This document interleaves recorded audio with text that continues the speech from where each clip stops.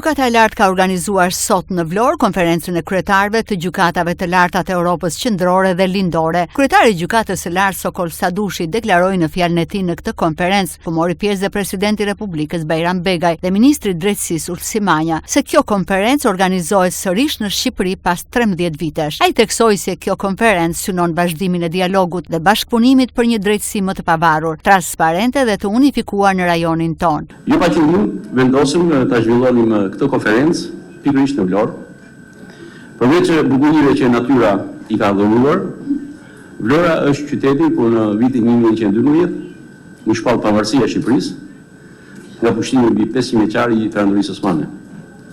Këtu horën themelit e shtetit modern shqiptar, prandaj Vlora bart një simbolik të veçantë për drejtësinë që synojmë të ndërtojmë, një drejtësi të pavarur dhe bashkëkohore. Ky vend na kujton se pavarësia nuk është vetëm çlirim territorial, por mbi të gjitha çlirimi i mendjes dhe i institucioneve nga çdo influencë që synon të cënojë parimet e drejtësisë. Ne kërkojmë që mbledhemi sot si profesorë të gjykatave të larta të vendeve që doren nga errësira e regjimeve komuniste. Ne kemi qenë dëshmitar të kalimit nga shteti i diktaturës tek shteti i drejtës. Dhe e dim mirë çfarë çmimi është paguar për këtë.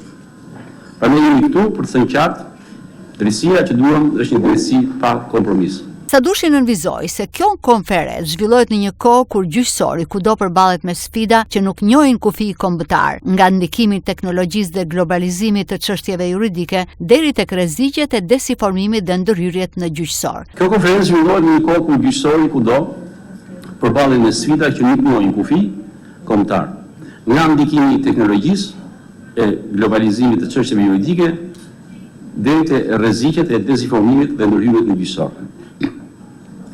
Çdo konflikt pavarësisht qëllimit përfundon në dyert e gjykatave.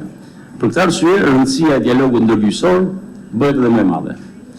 Vetëm përmes komunikimit të hapur, shkëmbimit të praktikave më të mira dhe ndarjes së provojave konkrete, mund të identifikojmë problemet e përbashkëta që na shqetësojnë si rajon dhe të gjejmë zgjidhje të qëndrueshme të bazuara mbi parimet të përbashkëta të drejtësisë. Sadushi u shpreh se forca e një gjyqësori qëndron në unitetin dhe vizionin e përbashkët me synimin që drejtësia të bëjë drejtësi. Ne duhet të jemi shembulli më i lartë i integritetit dhe mbrojtësit më të zjarrt të shtetit të së drejtës. Jemi këtu jo vetëm për të diskutuar sfidat, por për të ofruar zgjidhje konkrete, për të krijuar mekanizma të përbashkët dhe për të forcuar besimin te institucioni më i hyrë i demokracisë, gjykata. Duhet të tregojmë qytetarëve se nuk ka vend për kompromis kur vjen fjala te panshmëria dhe integriteti profesional. Ne ndajmë jo vetëm jurisprudencën, por edhe kurajon për të mbrojtur të vërtetën, pa u trembur nga asnjë presion, cila do qoftë natyra e tij.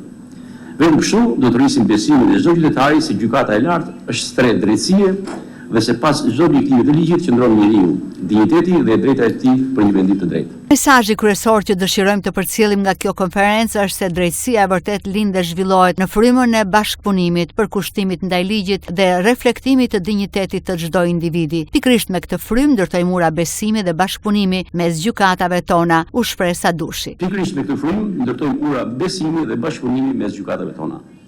Gjykata e lartë e Republikës së Shqipërisë, si mikpritëse e këtij forumi, por edhe si pjesëmarrëse aktive në nismat aktuale dhe ato që mund të lindin gjatë punimeve të kësaj konference, është e angazhuar të kontribuojë në formalizimin e bashkëpunimit ndërgjyqësor.